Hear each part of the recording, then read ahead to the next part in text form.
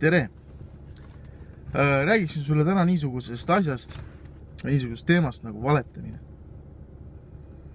Miks valetamine? Sellepärast, et valetamine on olnud küllaltki tõsine teema minu elus, kus kohas ma olen valetanud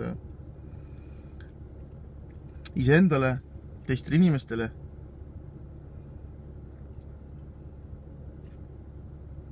Ja see on olnud küllaltki keeruline harjumus või niisugune tõsine harjumus, millest vabaneda. Samuti. Et millal see siis nagu alguse sai? Või kuidas see alguse sai?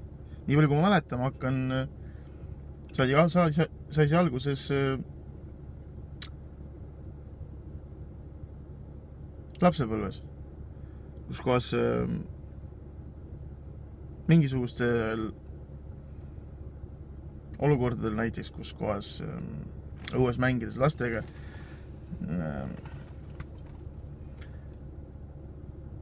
tegid midagi niisugust, mille eest kodus pärast sõimata või riielda või sõimas sind siis keegi teine inimene tänava peal kuskil seal või mingi vägivaldne olukord tekkida. Et kogedes seda olukorda mitmeid kordi ja kui sattudes jälle sellisesse situatsiooni, siis ma justkui nagu teadsin juba, et mis mind ees ootab, kui ma ütlen jah.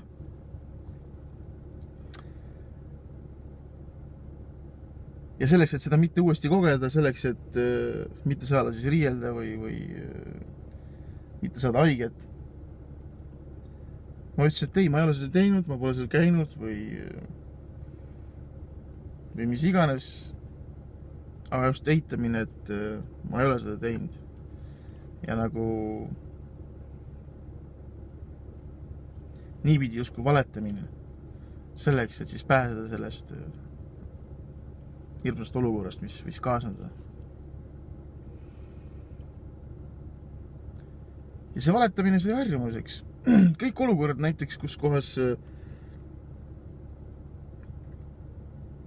pidid vastutama mingisuguse asja eest ja pidid vastutama mingisuguse olukorra eest. Keegi küsis mu käest jälle, oled sa seda teinud? Lihtsam vastas, ei, ma ei ole seda teinud, kuigi tegelikult ma tegin seda, eks ju. Aga ma teadsin, et öeldes jah, see viib igal juhul, teeb mu elu palju keerulisemaks.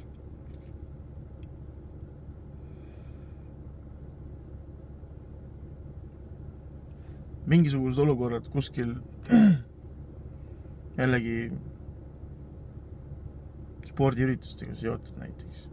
No näiteks ei ole võimalik spordiüritusest osa võtta sellepärast, et mul jalg valutab, eks ju. Tegelikult mul ei valutanud jalg, lihtsalt ma polnud valmis selleks lihtsalt kas füüsiliselt või emotsionaalselt või vaimselt ma ei olnud selleks lihtsalt valmis ja ma lihtsalt, et sellest olukorrast pääseda, et olla seal siis läbi kukkunud nii-öelda, eks ju, või siis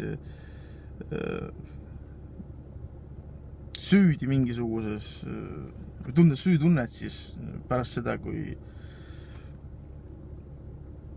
nagu põrud läbi põhimõtteliselt või ei suuda nagu anda seda, mida teised sinust ootavad, eks ju. Siis lihtsam oli öelda, valetada midagi kokku, et sellest kõigest osa mitte võtta.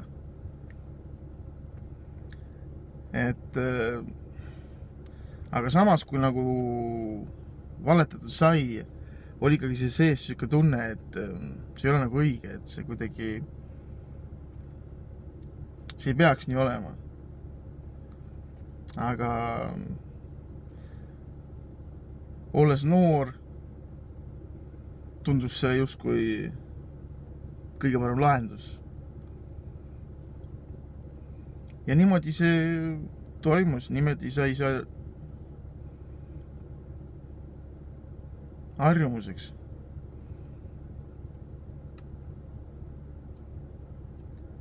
Kuskil mingisugustes kaaklustes osa võttes pärast siis kui asi politseisse läheb või läks, pidid ütlusi andma või see ei pidanud kaklustega seotud olema, mis iganes olukorras kuskil politseis pidid ütlusi andma, kas mingisuguste vargustega näiteks seotud, eks ju, mingid olukorrad, kus kohas sai ka sellega tegeleda, seal ma arvan mingisugune, see on järgmine teema võib-olla, millest rääkida, varastamine, aga seda see selleks, et põhimõtteliselt pääseda jälle siis sellest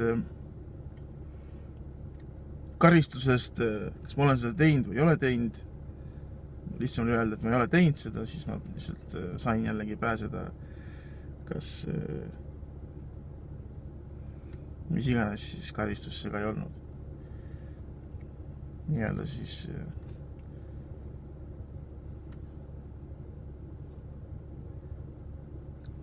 politsei poolt, eks. Et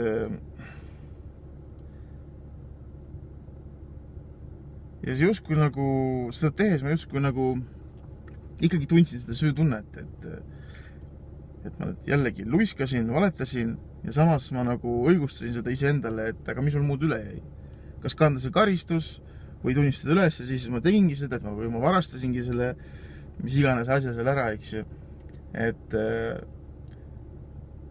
pärast siis teiste inimeste silmis olla see paha inimene, mis iganes tempel siis külgiga ei oleks pandud või no, mis iganes ma siis arvan, mis pannakse külgi, eks ju.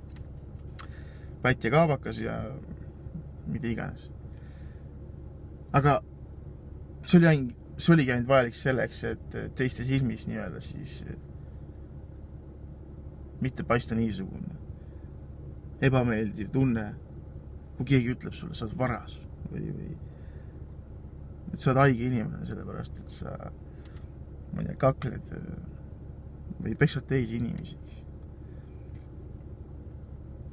Et sellest kõigest pääseda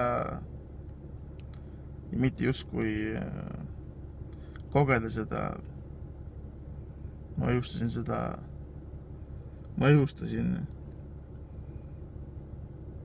ennast sellega, et ma võin seda teha, ma võin valetada.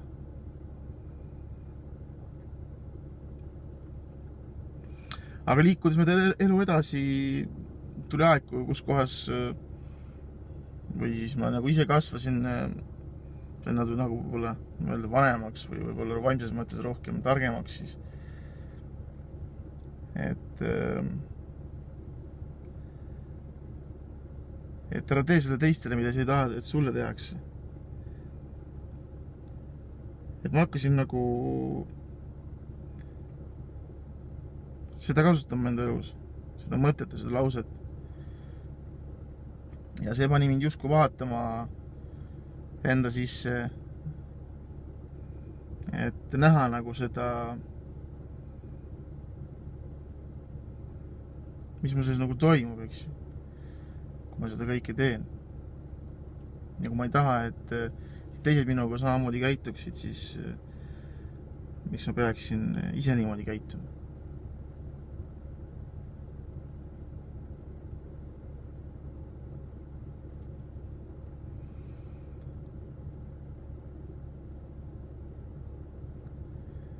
Aga see oli väga huvitav aeg.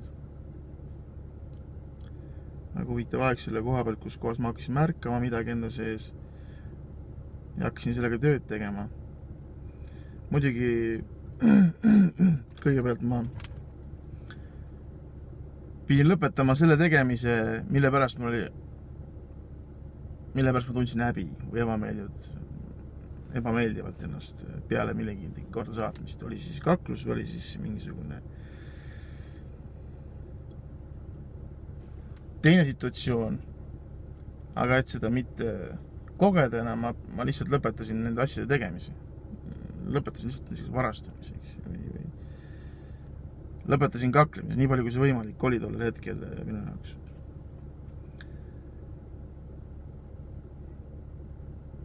Ja niimoodi samm-sammu haaval hakkas nagu tekkima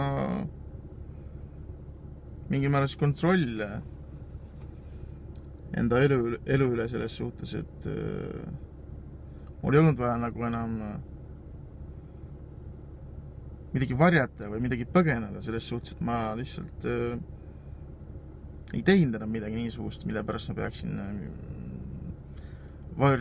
varjama midagi või põgenema või valetama midagi kokku, et see valetamine kui niisugune teistele inimestele kukkus lihtsalt ära. Et ei olnud nagu vaja enam seda lihtsalt. Ja eelkõige muidugi ausus iseenda vastu, et kus kohas ma lihtsalt olin aus ka enda vastu ja ma lihtsalt lõpetasin selle värgi ära niimoodi.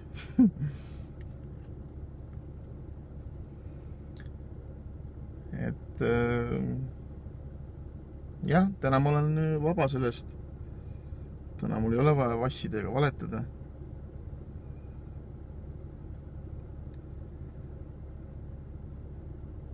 Ja